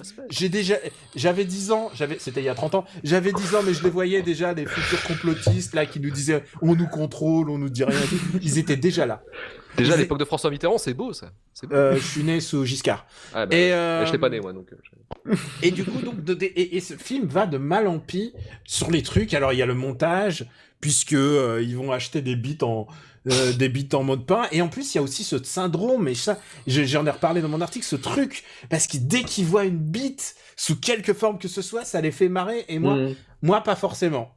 Toi, t'aimes pas la bite. L'humour de la bite, c'est pas ton délire. Non, mais j'ai des humours de bite, et je peux très bien avoir une large ouverture. Je veux dire, j'adore les frères Grimsby, et pourtant c'est quand même basé sur un éléphant qui ils se font éjaculer dessus par un éléphant alors qu'ils sont dans le vagin. Bon, et tu vois, je suis ouvert à la poésie. Le truc, c'est que là, dès qu'ils voient une bite, et genre, il y a une scène où ils sont dans un sex shop et ils font pouic avec des godes, quoi, mais tu sais quoi, c'est insultant pour les homos. Je suppose que c'est insultant pour les homos, mais c'est insultant pour moi en tant qu'hétéro. C'est vous qui me faites mal. C'est insultant pour moi, ce que je suis en train de voir. Alors je me souviens que là, il y avait Ardisson qui avait invité Tarek Boudali, qui fait un long Yalaüs et qui fait « Mais ils ont rien compris, c'est de l'humour, on vous a taxé d'homophobie, mais c'est de la blague et tout ça. » Tout ça parce qu'il y a un payoff un peu genre tolérance et tout ça. Alors, le payoff, c'est quoi? C'est Philippe Lachaud qui devient gay en fait finalement. Philippe Lachaud devient gay. Alors, ce que Ardisson et Tarek Boudali ont oublié peut-être de préciser, c'est aussi que Philippe Lachaud devient gay, mais il devient après s'être fait violer. Rappelons-le qu'il y a un viol, il y a une vieille dame qui viole Philippe Lachaud, parce que Philippe Lachaud s'est dit, je vais m'habiller... parce qu'en plus, il faut le BDSM là-dedans.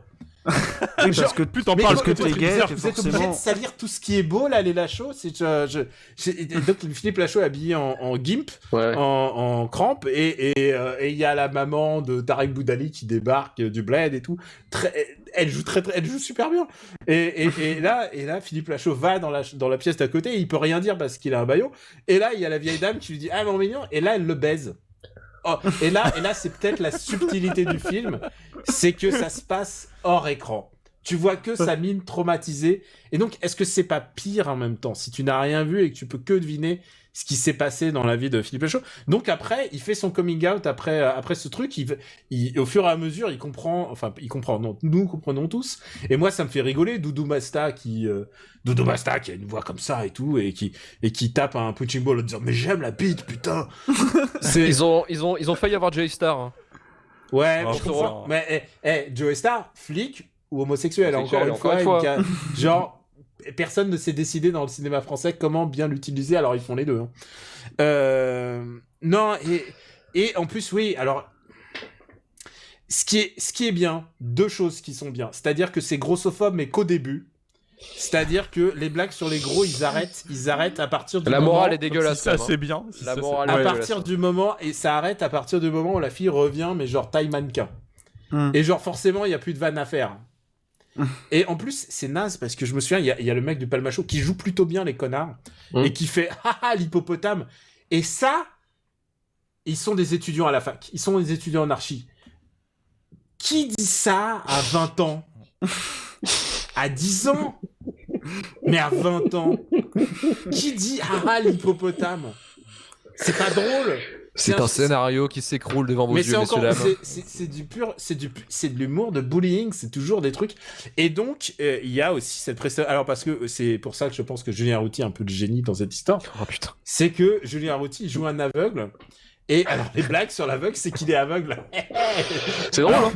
Et alors, c'est pratique parce qu'en plus, c'est comme les Mexicains. Les Mexicains dans 30 jours max, ils peuvent pas se plaindre parce qu'il y a pas beaucoup de Mexicains en France. Et là, les aveugles, ils peuvent pas voir ce film, donc tu vois, ils sont non mais vraiment, genre ils frappent sur les gens faciles, genre ils frappent sur les cibles faciles, quoi. C'est vraiment naze, quoi. Je trouve ça, mais c'est pour ça que Babysitting 2, en le revoyant, il y a une tante raciste qui dit des trucs racistes à Tarek Boudali, qui fait l'air éberlué. Je pense le meilleur acting de Tarek Boudali de toute sa life. Et ouais, là c'est un peu plus audacieux là. Là je veux dire, là il y a quelque chose qui se passe. Là se moquer de. Alors Julien Arrouty le fait très bien, et les vannes sur l'aveugle sont presque drôles, et c'est les vannes les plus drôles du film. C'est ça le problème. Et à la fin, le coming out de Lachaud. Alors, il faut dire quand même aussi bravo à Philippe Duquesne, qui est quand même, je pense que c'est pas à ce niveau-là, c'est même plus un soldat, c'est un warrior. C'est un beau. Qui dit, qui dit, ouais, alors vous me donnez des rôles de femmes, je m'infiltre en femme, de machin, genre. Ah oui, putain, ça aussi. Oh là là. C'est super gênant. Quel enfer. C'est super gênant, et tu sais quoi? Quand il se fait draguer, quand il se fait groomer par l'arabe qui est derrière. Je crois qu'en plus j'ai lu beaucoup des interviews de Tarek Boudali. Je crois que ce qui est plus insultant, c'est de dire non mais ça n'est pas homophobe, ou ça n'est pas, ou c'est pas genre non c'est bienveillant. Non, c'est pas bienveillant. Et le b.a.-ba, c'est de le reconnaître et de dire que peut-être j'ai déconné. Le prochain je ferai mieux. En plus le prochain il a fait mieux, objectivement moins pire. Mais c'est un film qui me met Ouais, t'es énervé là, on sent que c'est l'émotion qui parle plus que la raison, quoi. C'est un film qui n'aurait pas dû être, tout simplement, quoi. Et bon, je pense que si vous voyez Super Héros malgré lui, il y a vraiment un step up, quoi. Parce que 80% des vannes du film parlent de la bite de Philippe Lachaud. C'est littéralement, ça ne parle que de ce teasing intense depuis tout à l'heure. Il y a tout un plot autour du fait que Philippe Lachaud a une petite tub. Et tu sais quoi? Quand tu les vois en interview, parce que j'en ai vu en interview, ils rigolent entre eux comme ça. Quand tu les vois sur Instagram, ils se réveillent à 7h du matin, genre à la Michael Youn, ils se font des lits de feuilles et tout ça, genre. c'est leur humour à eux, c'est un humour de caserne. Mon père appelait ça le pitro-pensionnat. C'est ça. C'est l'humour des cancres.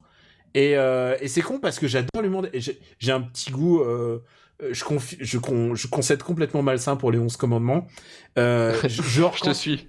Quand c'est vraiment débilos, j'aime bien, mais il faut qu'il y ait des gens qui se vomissent dessus à un moment. Enfin, faut me donner quelque chose, quoi. Et là, il y a pas ça. On se moque des gays et en faisant les hétéros qui deviennent gays. Genre, le film est sorti quoi en 2019 En 2017, pardon, excusez-moi, c'était comme si c'était hier. Ouais, voilà, en 2017, ce film-là, franchement, et c'est nul, hein, c'est vraiment, il y a rien pour défendre ce film, quoi. Non. Et les gens qui me disent, alors personne me l'a dit pour celui-là, mais j'ai passé un bon moment. Moi, j'ai pas passé un bon moment, ça m'irrite. C'est un film Je crois qu'on l'a vu. Ouais. Et encore une fois, Audrey Dana, c'est pire. Et pourtant, il y a Christian Clavier.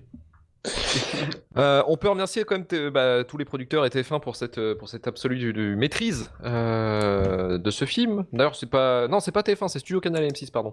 Le film a eu son petit succès puisqu'il a vendu 2,5 millions de tickets en France. Ça, c'est ma France. Et a rapporté 21,6 millions d'euros sur un budget de, je rappelle, 6 millions. Côté le presse, le film s'est fait déglinguer en règle, hein, notamment le journal Le Monde qui sort la meilleure critique, je pense, qui parle d'un film de l'ère Cyril Hanouna, vulgaire et laid, homophobe et misogyne. Romain, j'ai envie de te demander comment était ton expérience de cette œuvre du patrimoine. Que dire français. Après ce massacre en règle où tout a été dit.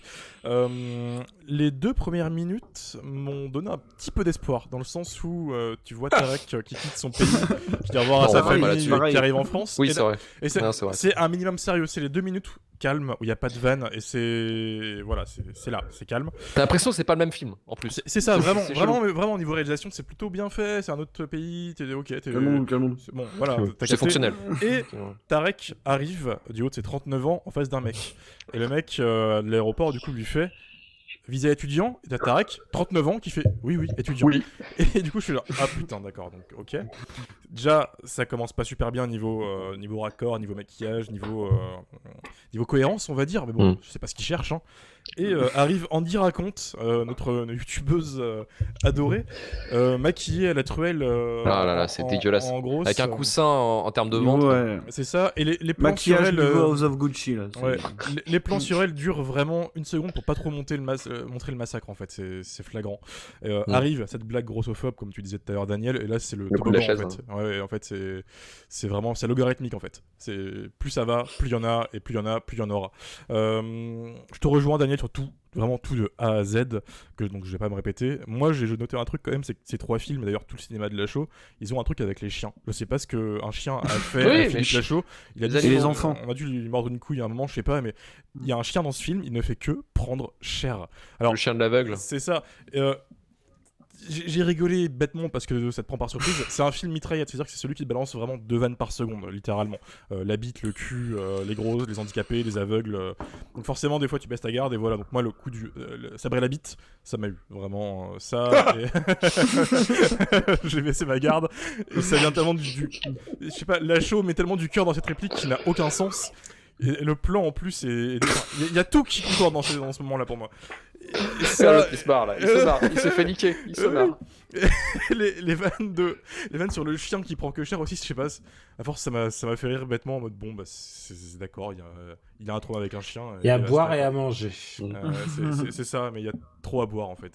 Tu te noies. Je veux juste dire un truc, c'est que j'ai pas du tout, c'est que mon opinion, j'ai pas la vérité infuse, c'est que mon opinion sur les comédies, je les vois à peu près toutes celles qui sortent. C'est vraiment mon métier, je fais un classement sur Slate en fin d'année. Peut-être, et c'est un truc que je peux admettre, c'est que peut-être que j'ai tort, hein. Et peut-être qu'un jour ça se jouera à la Cinémathèque, hein, Toi, t'as peur que Philippe débarque sur Twitter. Non, mais en plus je suis sûr qu'il serait gentil pour en discuter. En Bien plus, sûr. Là, vraiment, c'est à rigoler. Et je pense vraiment qu'il y a un moment, il va avoir scission quand Tarek va comprendre qu'il a pas le level de son poteau. Vin Diesel versus The Rock. Je pense que ça va être ça. Je pense que ça va être. Ils vont se et séparer. ensuite, quand ils vont s'envoyer des messages, petit frère, reviens jouer avec moi.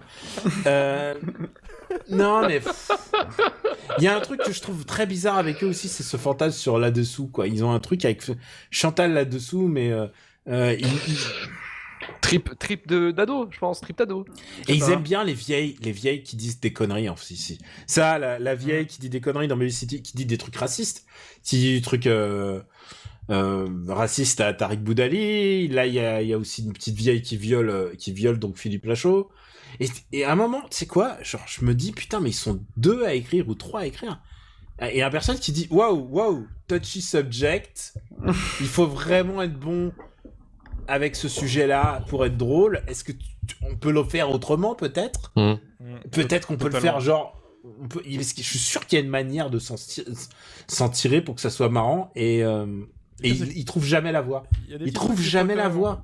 Moi, il y a un truc qui m'a buté aussi, parce que pour le coup, là on part dans le racisme pur, mais ils ont osé aller là-dedans, c'est la classe d'élèves de la femme de Philippe Lachaud, où il y a littéralement un rebeu qui a une chicha.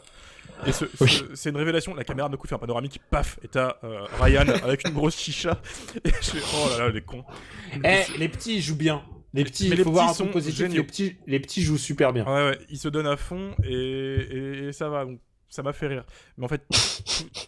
Je rigole parce que c'est nul en fait, et à un moment je me suis dit, c'est navrant d'en arriver à... Alors après, il faut remettre en contexte sur ton expérience. T'as regardé les 3 films d'affilée toute une après-midi. J'entends bien, en plus dans ma tête, tous les plans se mélangent. On parle de quel Philippe Lachaud? Là c'est No Way Home dans ma tête, t'as 3 Philippe Lachaud, tu vois. Ça va loin. Mais ouais, ça m'a atomisé, surtout que c'est le premier du marathon, tu vois. J'ai commencé à 9h du matin avec ce film, je t'avoue, j'ai pas kiffé l'expérience. Et depuis, il y a des trucs qui fonctionnent pas trop, je pense. Il y a l'espérance de vie qu'a jarté. T'as pris un coup, ouais. Voilà, non, moi je resterai plus zen que toi, Daniel, parce que de toute façon t'as tout dit. Mais ne regardez pas ce film, ça sert absolument à rien, c'est les tréfonds de la comédie française. Non, moi je dirais jamais ça. Dans Super City Battle, on dit jamais regardez pas un film. Je dis juste que il y a une manière plus utile d'utiliser son temps, ça c'est sûr. Ouais. Et voilà. Si vous n'avez pas un but de complétisme ou un vice ou une très forte envie de voir Philippe Lachaud subtilement se faire violenter par une vieille dame, je vois pas vraiment de raison objective d'y aller, quoi. Mec, je crois que c'est l'objectif principal de tous ceux qui n'ont pas encore vu et qui nous écoutent. Hein. Ils vont regarder ça rien que pour ça. En fait. Finalement, ils vont. Ils seront déçus, hein, parce que c'est pas. Je pense qu'il faut. Voilà, c'est pas. Voilà. Il est dégoûté, Daniel. Il est dead inside. Si vous aimez le SM, allez-y, écoutez, faites-vous plaisir. Non. Ah non. Non. Le SM, c'est. Faut pas salir tout ce qui est beau. Et je leur pardonnerai pas non plus. Bah, je parle pas de ça, juste si vous aimez souffrir, regardez-le. C'est ça que je veux dire. Ah oui, non. C'est pas... Mais tu sais quoi, moi j'ai été dans des salles où ça riait pour Audrey Dana, quoi. Et toi, c'est l'expérience de ta vie, Audrey Dana, j'ai l'impression. Non, mais c'est celui que parce qu'il a quand même, il a une espèce de truc sous-jacent aussi là-dessus. Enfin, sous-jacent, apparent. Hein. Apparent. Mais tu vois, par exemple, je prends le truc de Cavaillé, là, avec le téléphone, là. Ah oui. C'est pas l'espèce de comédie Baudelaire qui est un remake d'un film italien et qui a eu 18 remakes dans le monde entier. Et bah tu sais quoi, je suis tout aussi le jeu. Je suis tout aussi scandalisé par ce film-là parce que y a rien qui tient, les personnages sont horribles. Et en plus ils ont pas d'arc. Moi j'aime bien quand même dans les comédies voilà, ça j'aime bien ça, qu'il y ait des arcs qui montrent que les gens sont pas complètement des connards.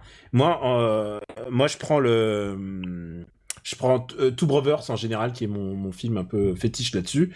Genre, t'as l'impression que c'est des gamins, ils sont des gamins dans leur tête. Physiquement, t'as l'impression que c'est des enfants. Step Brothers. Step Brothers. J'étais croisement entre Two Lovers et Step Brothers. Ouais, c'est normal. Et donc Step Brothers, tu vois, genre ils sont coincés, ils ont un cerveau d'enfant dans un corps d'adulte, et c'est très bizarre. Et à la fin, ils ont un truc de rédemption. Et oui, ça s'élève. Et j'aime bien de voir ça quand ça s'élève vers quelque chose d'autre. Et chez les Lachaud, faut le dire, il y a jamais de sentiment d'élévation. Il y a jamais de moment où tu me dis, où j'ai l'impression d'avoir vu un arc de personne. Alors, tu viens ici pour rigoler des conneries, hein. Mais ça m'apporte même pas la petite satisfaction de ça a été pensé et écrit. J'ai l'impression que c'est des V1 qui sont passés au propre directement, au propre, c'est figuratif, mais voilà, qui sont tournés directement. C'est l'impression que ça donne, alors qu'ils disent que c'est des bosseurs à l'écrit, et j'ai jamais vu ça à l'écran en tout cas. Marvin, t'en as pensé quoi, toi, de ce film, finalement? Bon, écoute, je vais passer assez vite, puisqu'on a vécu plus ou moins la même expérience, j'ai l'impression.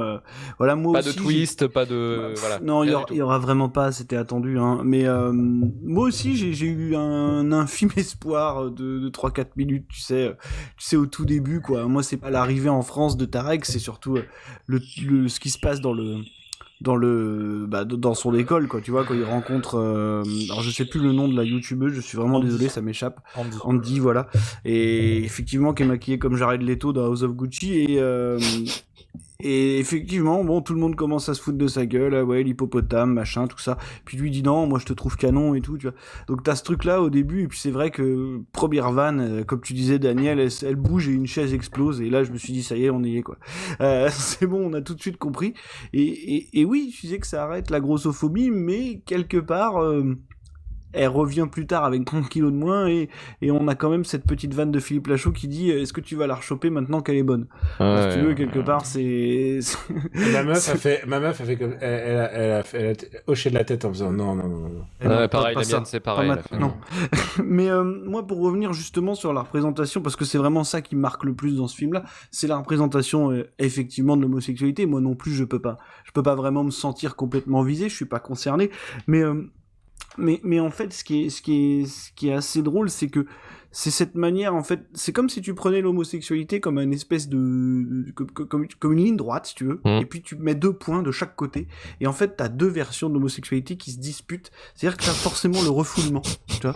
Donc d'un côté, t'as le refoulement, donc le refoulement, c'est Doudou Masta qui dit putain, j'aime la bite en tapant son sac de frappe, tu vois. Ou Philippe Lachaud éventuellement qui pendant tout le film finalement n'est pas conscient de son homosexualité, tu vois.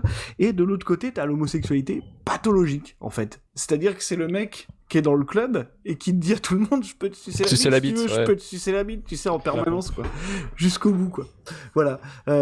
Et en fait ce que t'en retiens de ce truc là, c'est que il y a jamais j'allais dire de tendresse ou vraiment de bienveillance, quoi. C'est-à-dire que c'est uniquement, ouais, comme tu disais, grotesque. Ça veut dire que un couple homo, en fait, c'est juste une parodie de couple hétéro. Et voilà. Ça se dit mon bichon, mon doudou. Voilà, ça se dit mon bichon, mon loulou, ça se met sur les genoux de l'autre. Ça parle forcément avec une petite voix. Tu sais, il y a ce fameux truc du soi-disant personnage efféminé. Et ça fait des chorégraphies ridicules dans des boîtes de nuit, à moitié à poil. Voilà, c'est à peu près ce qui se passe. C'est à peu près ce qui se passe dans le milieu gay vu par la bande à Fifi, quoi. C'est un peu l'homophobie grand public, quoi. Tu vois. Ah, c'est sûr que c'est pas Proust. Hein. Non, mais c'est sûr que c'est pas Proust. Ah ouais. C'est bon.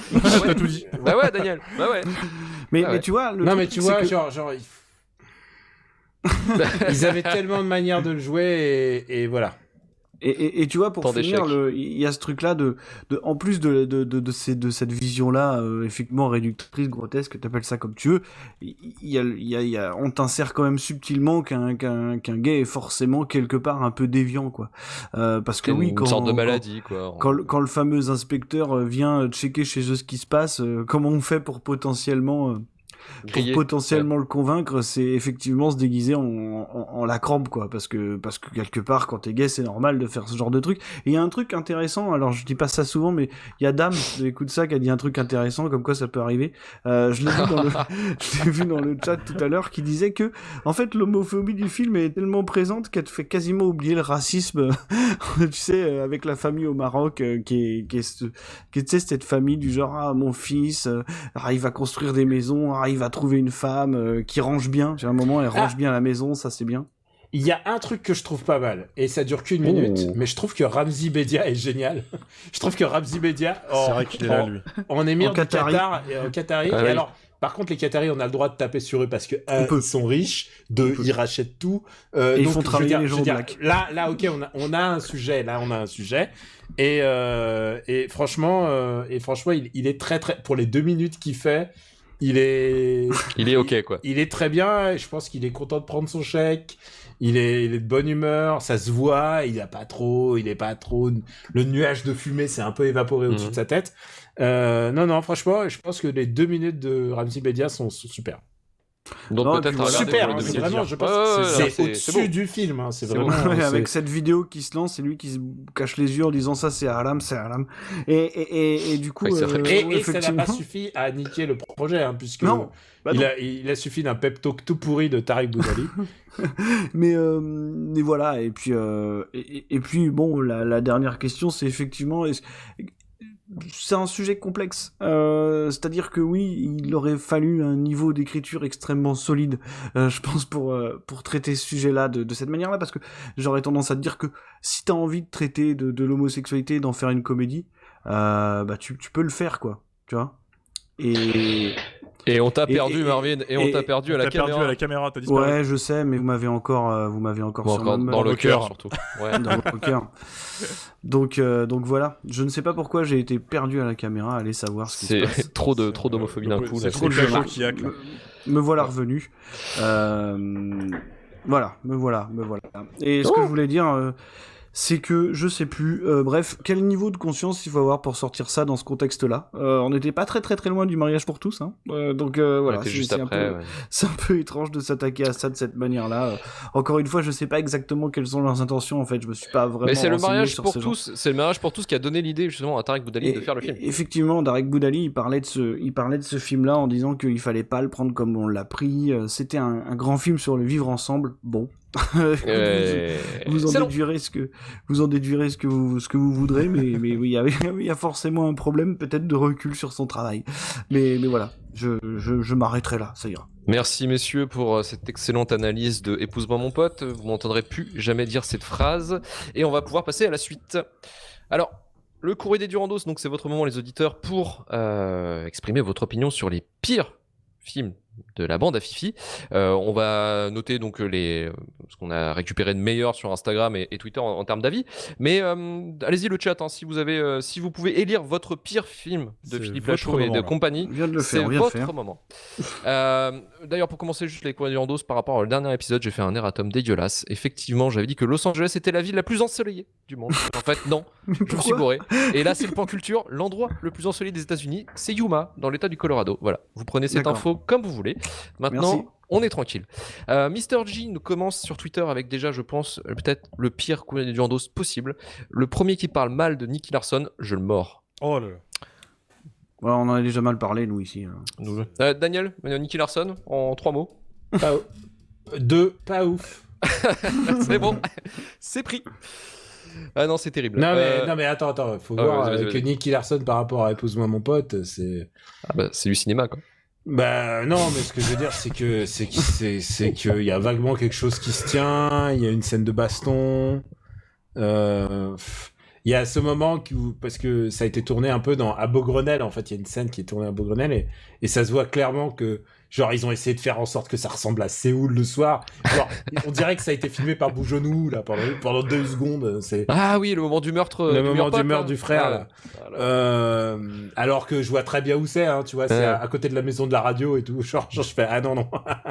Mais non, écoute, je me garde pour une autre fois. J'ai déjà tout lancé sur l'autre là. Je veux pas, mais non, mais surtout que attaquer Nicky Larson après ça, je veux dire, c'est compliqué. Non, mais c'est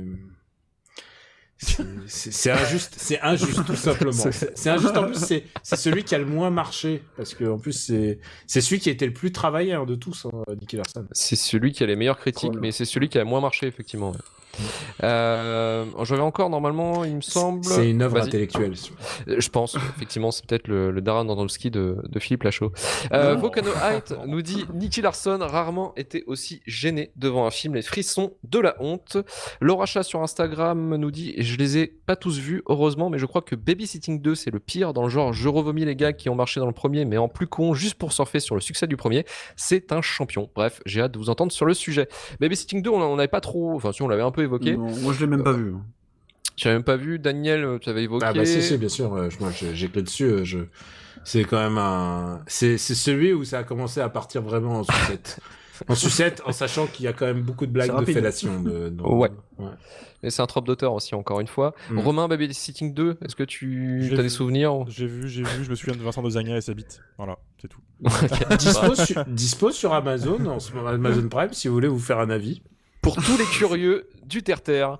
Mais ça ira, nous dit, ce qui me flingue, c'est qu'en faisant justement la shitlist des pires Lachaud & Co, vous allez fatalement définir quel est le meilleur film de la bande à Fifi. C'est Babysitting.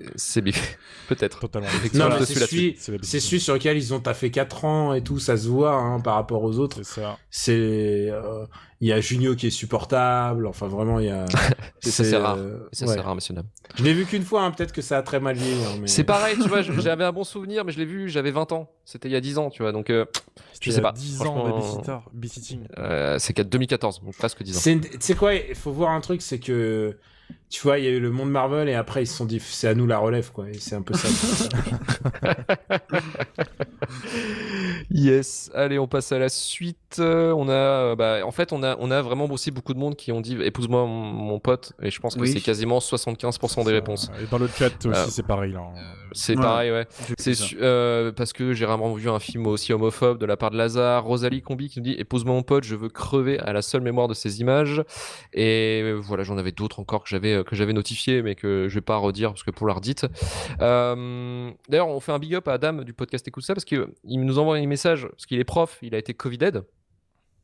Et il a été Covided, il est donc cloîtré chez lui et il a vu qu'il y avait le live ce soir effectivement, donc il s'est tapé les 3 films lui aussi dans un rush.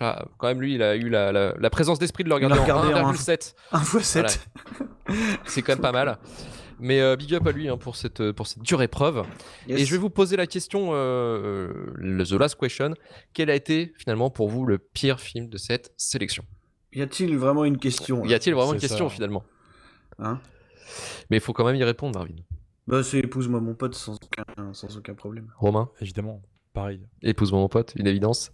Daniel? Alors, moi c'est épouse-moi mon pote, mais j'ai envie de dire c'est aussi le meilleur parce que tu vois moi mon métier c'est aussi de dire des trucs, c'est d'avoir modestement d'avoir une réflexion et d'alimenter des critiques assassines. Moi quand j'ai un film comme ça c'est de l'or en boîte pour moi. Non mais je veux dire des films comme ça il y en a un par décennie hein, non mais c'est des films dont on reparle et dont on se dit putain mais t'as vu ça et prends ton téléphone et tu te dis putain mais il faut que je te raconte ce que j'ai vu et genre je me suis fait labourer le cerveau et tout. Donc à la fois évidemment je pense que c'est vraiment de la merde et c'est de la merde très très mal torchée. Et malgré Ramzi Bedia drôle 2 minutes et tout ça, il y a quand même 1h30 de film quoi. Voilà, et c'est un film aussi surtout faut pas oublier insultant pour pas mal de gens. C'est-à-dire ça, faut pas le perdre de vue que même si je suis pas le premier concerné, je le prends pour moi parce que je me sens obligé. Enfin, tu vois, je me sens genre on peut faire aussi des, tu vois, on est sans tomber dans le côté Seinfeld, genre on peut être respectueux de tous et tout ça. Genre évidemment l'humour ça doit être corrosif, mais on peut être aussi corrosif et pas nul. Et ce film là vraiment je suis assez reconnaissant parce que ça m'a donné du matos pour en parler. Je veux dire, si ces films là n'existaient pas, ce que je fais, c'est-à-dire un avis critique est moins intéressant. Alors, est-ce que je suis heureux que ce film existe? Très bonne question. Oui. Non. Oui, tu l'es. Oui. Mais ce film maintenant existe, il existera à tout jamais. Si tu vas sur Amazon, tu fais Bande à Fifi, et tu auras le pack des 4 films Bande à Fifi qui t'est filé. Et maintenant, tu en fais ce que tu veux. Est-ce qu'un jour, on le classera dans Super Ciné Battle? Évidemment. Oui. Évidemment. Bien sûr. Évidemment.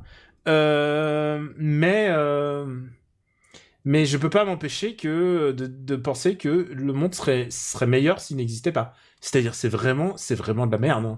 C'est vraiment de la merde. Il faut bien préciser ça. Hein. Peut-être que les gens ils vont rigoler. Peut-être qu'on va aller voir Philippe Lachaud se faire touche pipi par une vieille dame et tout. Ça va être rigolo. Non, c'est pas rigolo. C'est pas bien fait. C'est dans le meilleur des cas, c'est médiocre. Dans le meilleur des cas. Dans les meilleures secondes du film, c'est médiocre. Et sinon, le reste, c'est quand même vraiment nul. Et je suis désolé. Voilà, c'est pas bien. C'est vraiment pas bien. Mais maintenant, ça existe. Et maintenant, merci Tarek pour toute cette œuvre Et j'espère putain. que 3 jours max, ça va. J'espère. Moi, mon rêve, ça serait de les voir sur le tournage, voir comment ils sont. Tu fais une zone de striptease sur ce qui se Ouais, passe. non, mais de voir, de sentir, de humer le moment. L'odeur Ouais. de la salle d'écriture peut-être déjà. On pourrait dire que tu y étais, tu vois. Ouais, j'ai quelque part, mais je suis allé, à un moment, je savais qu'il se tournait quelque part dans Paris, je suis allé voir. Je suis allé voir parce que je suis pas, genre, enquêteur, quoi, hein, je veux dire, Journaliste d'investigation, quoi. Ouais, non, mais voilà, ce n'est pas un vin beau. Mais bref, ouais, non, c'est de la merde.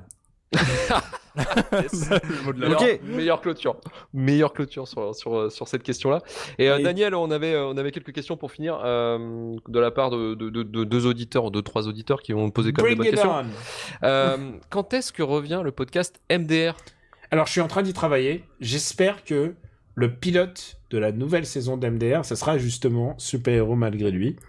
Je suis en train d'y travailler. Je suis en train de travailler au détail financier, donc un financement participatif. Une autre formule que Patreon, je voudrais plutôt que ça soit un truc Ulule, Kickstarter, j'y pense. Et ça popera la semaine prochaine, parce que voilà, peut-être que ça popera la semaine prochaine. Et en tout cas, on va produire au moins un ou deux épisodes, et puis on verra en fonction de ce que ça donne. Ok, ça marche. Et Merci. donc, je suis très impatient de revenir, parce que on est vraiment les seuls à se dévouer à ça. Et il y a un détail, c'est que je ne peux pas demander à mes chroniqueurs, puisqu'il y a une bande de chroniqueurs qui sont divers, dans le sens où ils sont pas tous journalistes, ils viennent de tous milieux différents. Ouais. Et en plus, il y a des filles et des garçons. Genre, vraiment, c'est une équipe très disparate que j'adore, hein, tous individuellement. J'essaie de réunir la bande. En plus, il faut les payer, parce que tu peux pas faire ça gratos. Surtout pour le travail que ça doit demander justement d'étudier ou d'analyser la comédie française, c'est un truc très large. Surtout, tu te farcis une comédie que t'as peut-être pas envie de te farcir, quoi. On peut comprendre, on les soutient. On les soutient dans cette épreuve et on va finir vite les questions. Enfin, finalement, on va clôturer, on va voir directement avec Romain. Romain, tu avais 2 trucs à nous dire, dont un, c'est un Blu-ray. 2 trucs. Deux trucs. Il y a Whitefire aussi. Ah oui, Non, ok. ouais. Whitefire, j'avais zappé, en effet. C'est dire Ouais. aussi que je suis au courant de mon actualité. vas-y. Oui, pour les amateurs de nanar, vous devez connaître, je pense, Devil Story. Il était une fois le diable, que je vous mets en évidence dans la caméra pour les Twitcheux. Gros nanar bien français, bien pourri, à base de momies, de cheval du diable et de nazis, qui ressort en Blu-ray récemment de nos amis de chez Pulse Édition. Et il se trouve que j'ai interviewé le réalisateur il y a quelques années et que j'ai pu en faire un bonus pour qu'il puisse nous parler un peu de sa vie et surtout pourquoi tu as fait ça en fait. Comment est-ce qu'on en vient à faire un film comme Devil Story finalement, parce que c'est quand même un ovni dans le cinéma d'horreur français et surtout le nanar, parce que c'est quand même un des monuments du nanar et surtout de Nanarland. Ça c'est le premier point, sachant qu'il y aura peut-être un Blu-ray à gagner d'ici peu. Voilà, possible. On glisse ça comme ça. Et le deuxième point, là, c'est un suicide organisé, puisqu'on va passer Whitefire à Nantes, à l'Absurde Séance, le festival où je bosse. Donc Whitefire, qui est le nanar séminal, j'ai envie de dire, Le chef-d'œuvre. qui a donné un peu naissance à Nanarland, hein, quand on regarde un peu le lore de Nanarland. Et on fait les malins, et on invite Jean-Marie Palardy.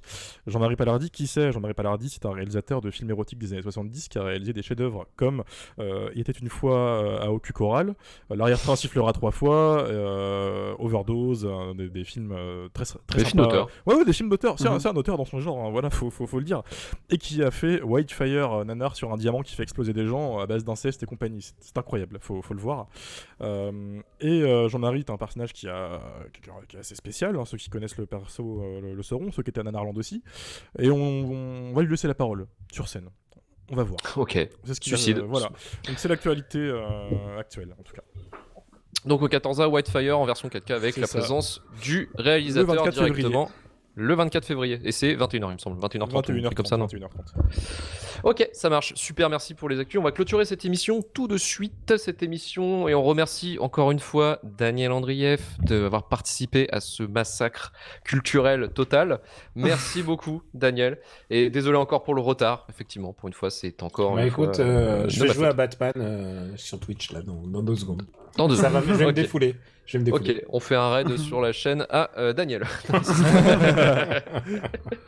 En tout cas, merci Caber beaucoup de ta Robotics, présence. pour ceux qui s'intéressent. Voilà. Voilà. Et ben merci encore de ta présence. On peut te retrouver bien sûr sur tous les podcasts Camus Robotics, Super Ciné Battle, After Eight, Gadget Dash chez Gamecult. Et il me semble, c'est tout, non? Il y a MDR qui va bientôt arriver, donc voilà. Donc restez accrochés sur les réseaux sociaux. Inch'Allah MDR. Ouais.